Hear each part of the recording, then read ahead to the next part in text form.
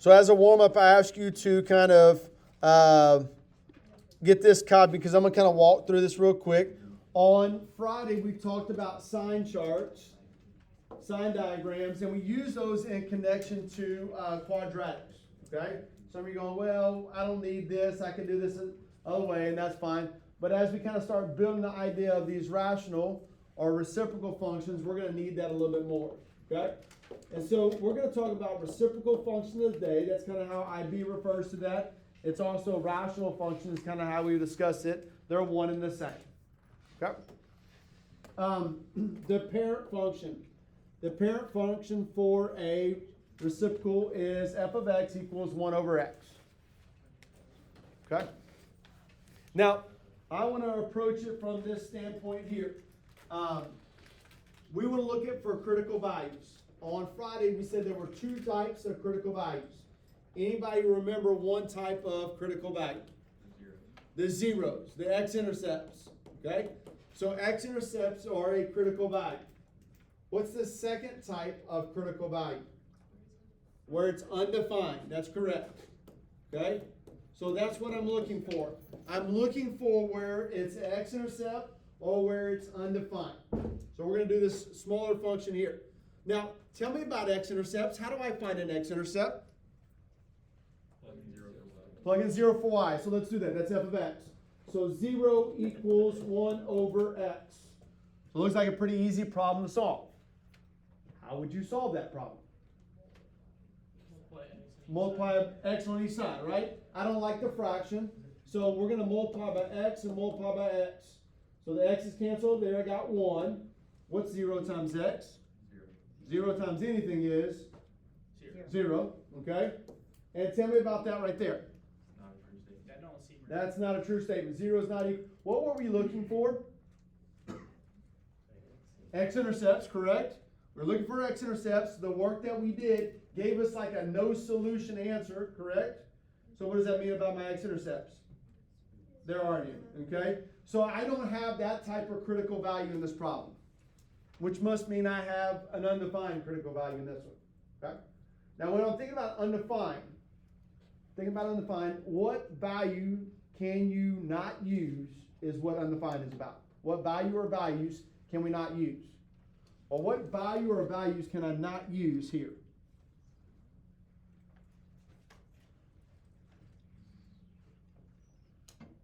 Is there a value that I can't use for x? 0. Cannot use 0. Why can I not use 0? Somebody said back there. Not equal to 0.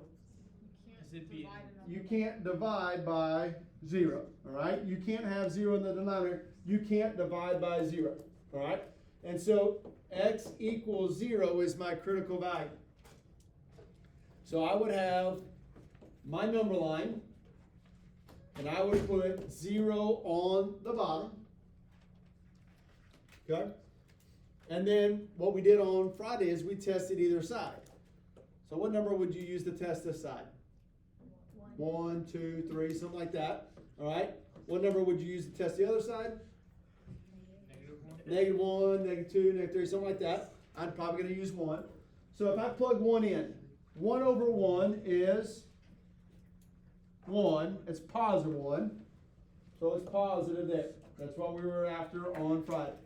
If I plug the negative 1 in, 1 over negative 1 is negative 1. So it's negative. Now, I didn't ask, you may have already sketched the graph. That's fine. Let's look at what's going on with the graph. It's undefined at 0.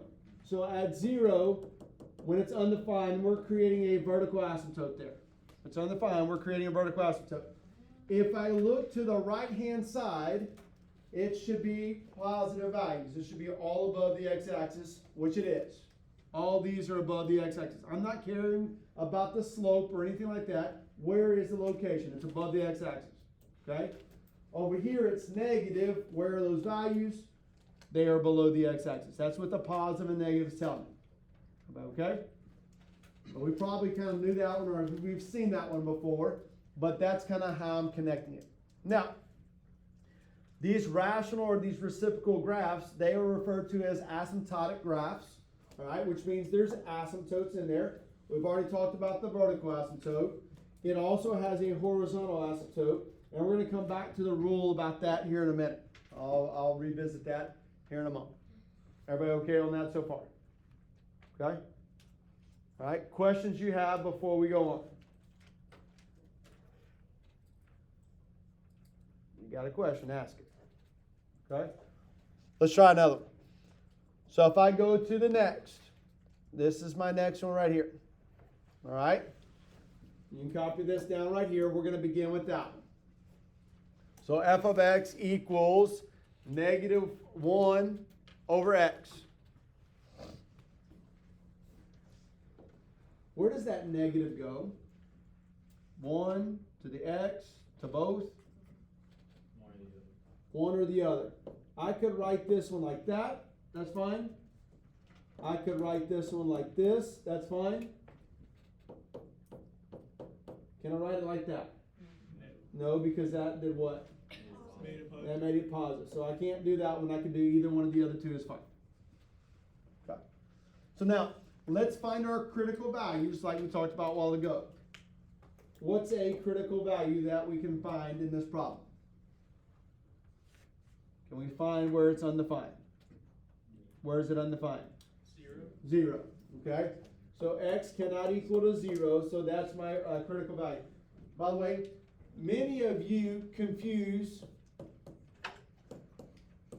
these two things. All right? Many confuse those two things. So, I'm going to jump ahead a little bit if we go trick-or-treating. All right? And if I go trick-or-treating, and as I go from door to door, there's 10 of my friends that go with me, okay? But we're all old, all right? So as we go door to door, everybody goes, nope, we're not giving you any candy. Nope, you're not getting any candy. So when we get done with the night, we have 0 candy. 0 candy divided by my 10 friends. How much does each friend have?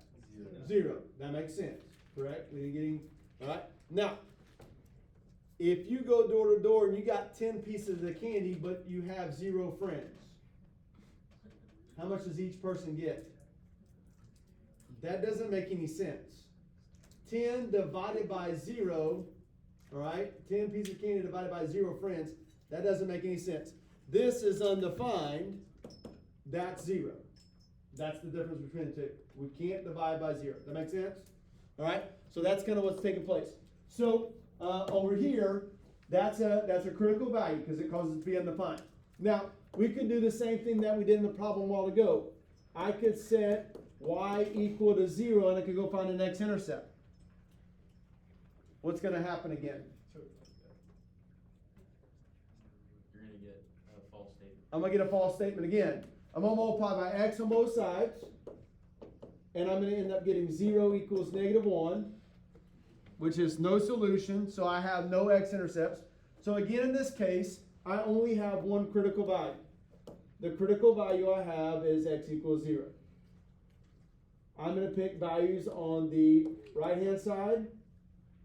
Sorry, it's going to be a +1. And I'm going to pick a value on the left-hand side, just like we did on the previous one. Now, what happens when you put a +1 into this statement right here? You get a negative number. And when I put a negative number into this statement, I get a positive number. Okay? So I have a vertical asymptote at 0 because that's where it's undefined. That's my critical value. On this side over here, on the right-hand side, it's going to be below the x-axis because it's negative. This side is positive, so it's going to be above the x-axis, so it would be right there. So there would be that picture. Okay. How does this picture compare with the first picture that we drew? They're opposites. Explain more to me than that. You're right. They're flipped on either on the x-axis. Okay, they're flipped over the x-axis. Are they flipped over the y-axis? No. It can only be one or the other, right? In this problem right here, my parentheses is in the denominator. So that negative, if I put the negative up there, is that inside or outside the parentheses? outside, so that's a vertical reflection. So I flipped it up and down. Where is that negative? Inside. On the inside. So I flipped it left and right. Is it the same picture? Yep. Yeah. In this case, it is. Do we Not have- in every function it is, but in this one, because I could put this negative in either one, then it could be a horizontal reflection or a vertical reflection. I'm okay. All right? Now, that's not the case in all of them, but in this function, it is. Questions before we move on? You okay with that? All right? Yes, ma'am. How did we, like on the little line thing, Uh-huh. you know how we had the positive one? Uh-huh. How did that get into like a negative? I put it into the equation. So I'll plug x as 1 in, and that would give me a negative 1. I plug a negative 1 in, I got 2 negatives, so that made it positive. Okay? Now, here we go. Now, let's get a little bit more complicated. So let's go to this one right here. We got f of x equals x minus 1 over 2x plus 1. F of x equals x minus 1 over 2x plus 1. Okay? Could you find me the y-intercept and the x-intercept? That's where I'm starting. By the way, why didn't I ask you to find the y-intercept on this one right here? There isn't one. Can I plug a 0 in? It would be in the denominator, right? So there isn't one, that's correct. Okay? Now, the easy one to find is always a y-intercept, I believe. Alright? How do we find y-intercept? Just put 0 in. Plug 0 in for x. I'm going to put 0 there and 0 there. So I'm left with negative 1 over 1, which is negative 1. Okay? We got that one. How have we been finding x-intercepts? Set y to 0. Set y to 0. So we have this right here. Now this looks a little bit more complex than what we've done, but stay with the same process that we've been doing. I don't like the fraction. How do I get rid of the fraction? Multiplied by the denominator. Multiply by the denominator. So multiply by 2x plus 1, those cancel. Multiply by 2x plus 1. 0 times anything is 0. So I'm left with 0 equals x minus 1. That's a pretty easy one to solve. Add the 1 to the other side. So x equals 1. So 1, 0 is my x-intercept. I'm just going to quickly sketch those real quick. So 1, 0, and 0, negative 1. Okay? Any questions about finding my x or my y-intercept? Before we go on. Now, here's the other thing I want to show you as well. This is a fraction equal to 0, correct? I got a fraction equal to 0. When is a fraction equal to 0? Not quite. When the numerator is 0.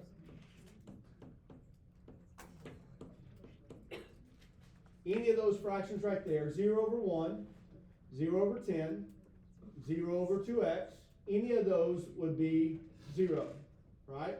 The numerator is equal to 0. So a shortcut, if I'm looking for the x-intercept and I know I'm putting this equal to 0 over here, then it's the numerator that has to equal to 0. That's my roots. That's my x-intercepts. Okay? If not, if you don't like that, just go through the process that we just did. Okay? When is this graph undefined, or is it undefined? When would a graph be, when would this be undefined? Positive 1.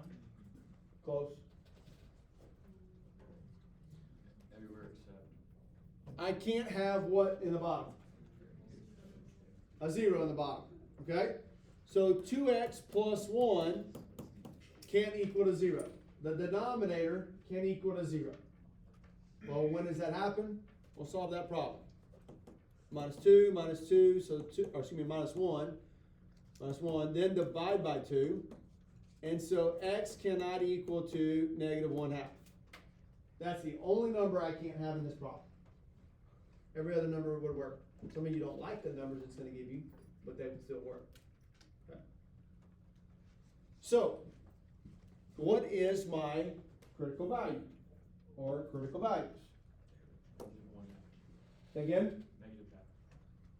what was the first one you said? I said -1. Okay. -1/2 is a critical value because that's where it's undefined. Somebody said that. And 1. This is the first problem that we've done so far that has had both types of critical values. All right? I've got one x-intercept and I've got one undefined. It's got both. Okay? Now, I'm going to take and I'm going to plug in. What number would you use to test the middle? Probably 0, which is good because I've already done it. So it's negative in the middle because it's -1. I already plugged the 0 in. I'm going to pick 2 to test that side. I'm going to pick -1 to test this side. That's not the only numbers you could pick. Those are just kind of smaller whole numbers. All right? So I'm going to take 2 and I'm going to go plug it in up here. 2 minus 1 is 1. 2 times 2 is 4. Plus 1 is 5. So 1/5 is my answer, but I'm not worried about 1/5. What do I want? Positive. It's positive. It's above the x-axis there. Okay? If I go put the -1 in, -1 minus 1 is -2. If I do -1 times 2, I get -2 plus 1 is -1. And I got negative over negative, which is positive. Okay? Questions about my sign chart? Now I'm going to go finish graphing. Let me go on and put my undefined on here. What does my undefined look like on the graph? It is an asymptote. Okay? On the left-hand side of the asymptote, where am I? Positive, so I'm above the x-axis. So I'm right here.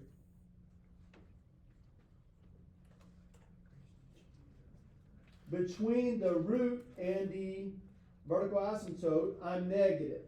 So between the root and the vertical asymptote, I'm negative. So I'm right there. I'm underneath the x-axis.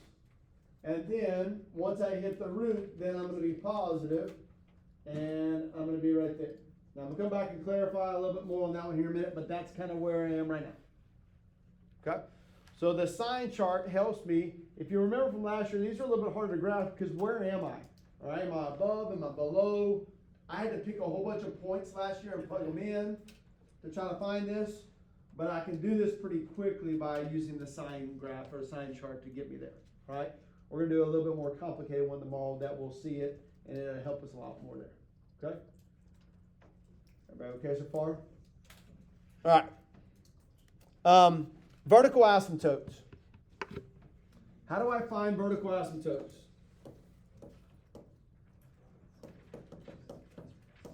Vertical asymptotes is going to be where my graph is undefined. Okay? The vertical asymptotes are going to be where the graph is undefined. What makes it undefined? That's my vertical asymptote. Okay? Which, that's kind of what they set up here too. Vertical asymptotes can occur when the denominator is equal to 0. Well, when the denominator is equal to 0, that's undefined. Okay? So we could say the vertical asymptote equals denominator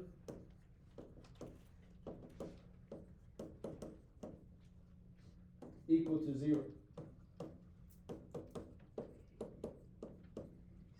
Okay? Vertical asymptote is where it's undefined, or we could say the vertical asymptote is where the denominator is equal to 0.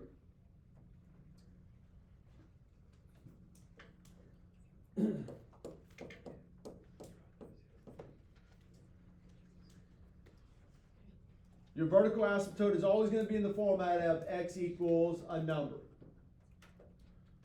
So, a while ago, I think our vertical asymptote was 1. Don't tell me 1. You need to tell me x equals 1. Okay? It's an equation. It's a line. Okay? Now, this is technically not part of the graph. It is a guideline. So if you were to graph in your calculator, it's not going to tell you the vertical asymptote. It's not going to be on it. Okay? It's not technically part of the graph, but it helps us to sketch It helps us understand where that graph is going. Okay? We have horizontal asymptotes as well. Now, we talked about horizontal asymptotes last year, all right? But they're kind of a little bit different. There's a 3-part rule that goes along with horizontal asymptotes, okay? Give it a little bit more time. I think a couple people are still copying some of that there. All right. Horizontal asymptote. We are going to look for the degree of the polynomial, all right? So you can write this down if you want. This is true. We're looking for a horizontal asymptote as x approaches infinity. So a lot of times we refer to this as in behavior. A horizontal asymptote is in behavior. What is it doing on the far right? What's it doing on the far left? Not worried about what it's doing in the middle of the graph. Like far right, far left. Okay? So as it approaches infinity. So that's my in behavior. We're going to look for the degree of the polynomial. What is the degree of the polynomial? How do we find that? The highest exponent. The highest exponent in that polynomial. Okay? The highest exponent.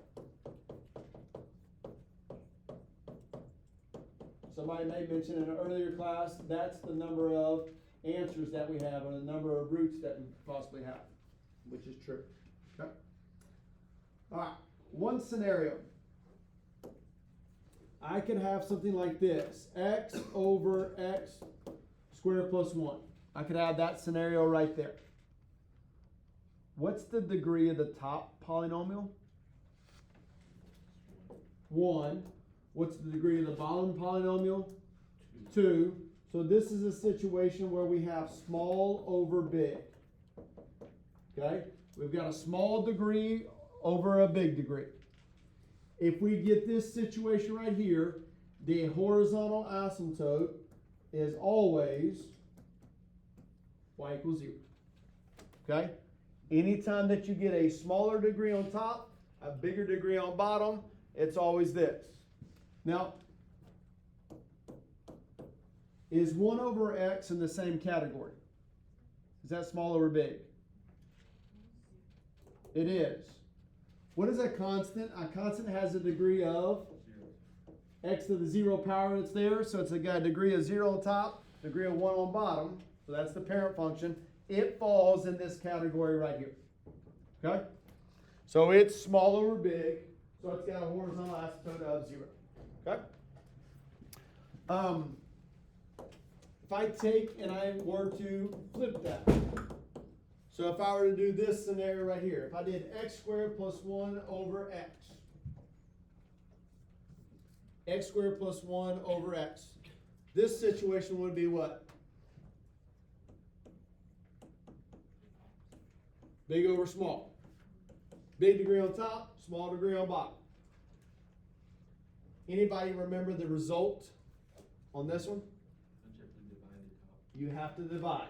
Okay, to get this, you have to divide. You actually have to do that division, and you get an asymptote that looks something like this, like y equals mx plus b. And so this is a slant asymptote, is what we call that. It's not a horizontal asymptote; it's a slant asymptote.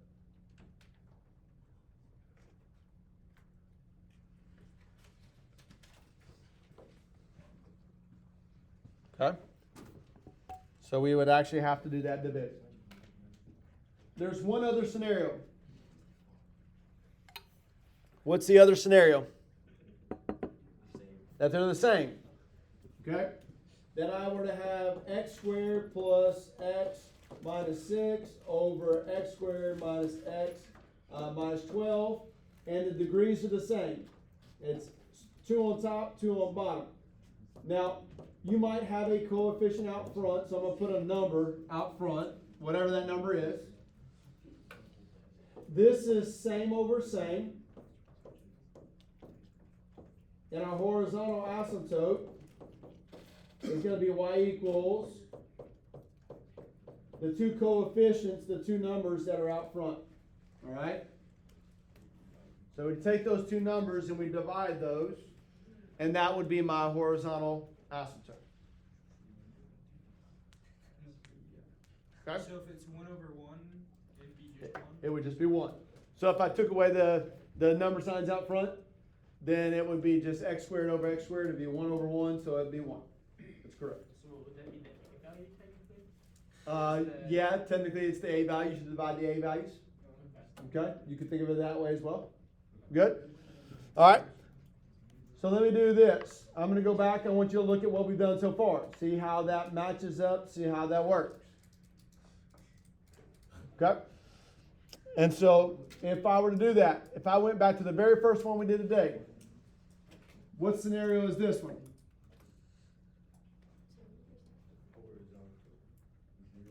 Small over big. This one is x to the 0. Any constant's got a 0 in it. It's a 0 power.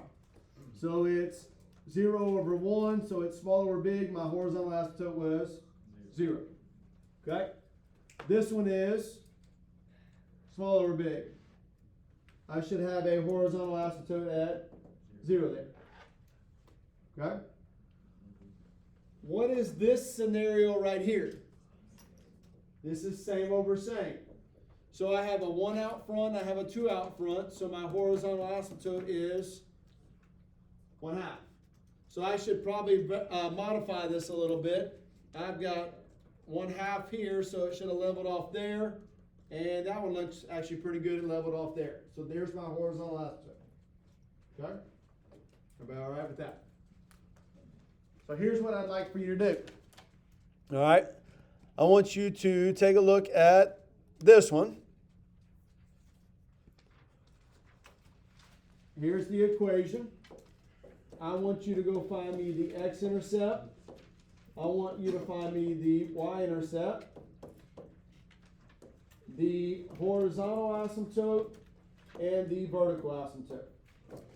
Give you a little time. I want you to go find me those 4 pieces there. Okay?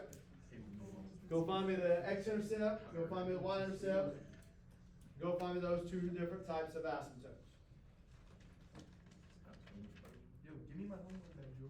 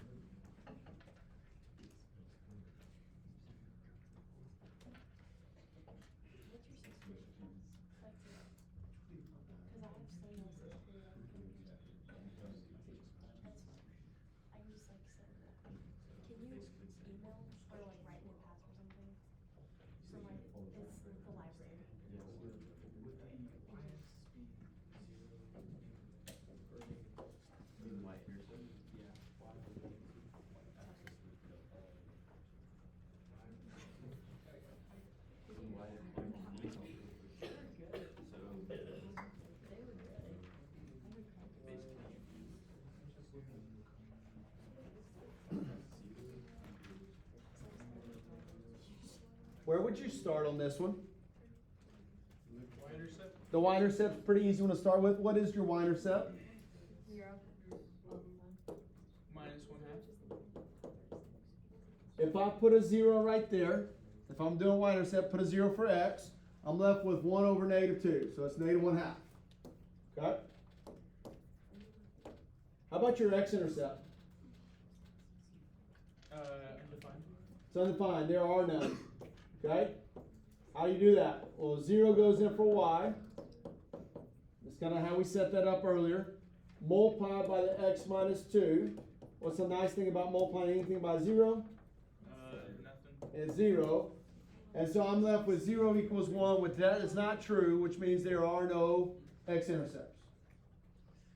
Okay? Which asymptote did you find first? Did I find one? What did you find? Horizontal. What is the horizontal? 0. And why is it 0?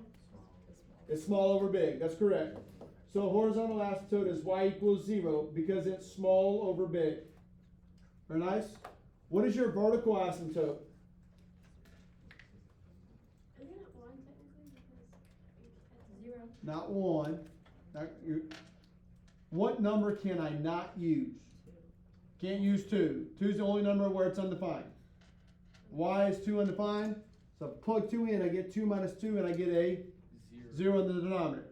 Okay? So that is where the vertical asymptote is. Alright? So x equals 2. Cannot have x equals 2. That's going to be the vertical asymptote. Now, with that information, I could go to my graph. I could put the y-intercept on there. I could put the horizontal asymptote on there. And I could put the vertical asymptote on there. So I got a pretty good framing of that graph. Okay. Now, how many critical values do I have in this problem? Just the 1. Just the undefined. Okay? I don't have any x-intercepts, so I only have the 2. Well, again, if I pick 0, that's an easy one to plug in. I already have it, it's negative. If I pick 3, 3 minus 2 would be 1, so 1 over 1 is positive. So this is going to be negative on this side, and it's going to be positive on that side. Okay. From the picture, could you tell me why there are no x-intercepts? Because the x, or the horizontal asymptote is x. Now, that's not always true, but like if it's in behavior, it is. Now, you can cross a horizontal asymptote, but you can never cross a vertical asymptote. Okay? Now, let's add one more thing on this one. Almost done. What's the domain for that picture now? All real numbers except 2. All real numbers except for 2. So all real numbers except x cannot equal to 2. You could tell me from negative infinity to 2 and 2 to infinity. That'd be another way of writing it. Some of you are going, I don't like that one, that's too much writing. Okay? What is your range? All real numbers except 0. All real numbers except y cannot equal to 0. Or again, negative infinity to 0 and 0 to infinity. Okay? All right, one last problem. I know we're almost out of time. This one's pretty quick. All right? Take a look at this one. All I want you to do is I want you to tell me the vertical asymptote and the horizontal asymptote.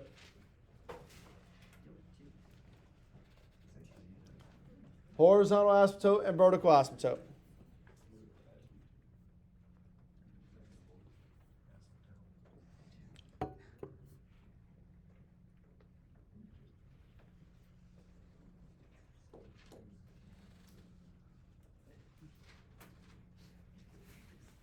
Does somebody have one of those for me? The horizontal asymptote is 2. Okay? So y equals 2 is the horizontal asymptote. And why? What scenario is this? Same. Same over same. So take the 2, take the 1, divide it, I got 2. Alright? What is the vertical asymptote? 1. Why is it 1? That what makes the bottom 0. Alright? So that's what causes it to be undefined. That's where my vertical asymptote is. Okay? Alright. Let me modify the homework a little bit to match with what we did in class. So go to your stamp sheet. Alright? On page 206, so we're going to jump to the bottom, page 206. Alright? We're going to do the top row there. We're going to do 1 ACE, 2, and 4A. Okay? So on page 206, we're going to do the 1 ACE, the 2, and the 4A. The 2 is a matching. You got a graph, you got an equation, you're matching that there. You don't have to sketch it. You do have to sketch a couple, all right? But that on 2, you don't have to sketch. Question? Is that in addition to the? No, I just want you to do page 206. I want you to do those 4 problems or whatever those are on page 206. Question? Okay. With the all things,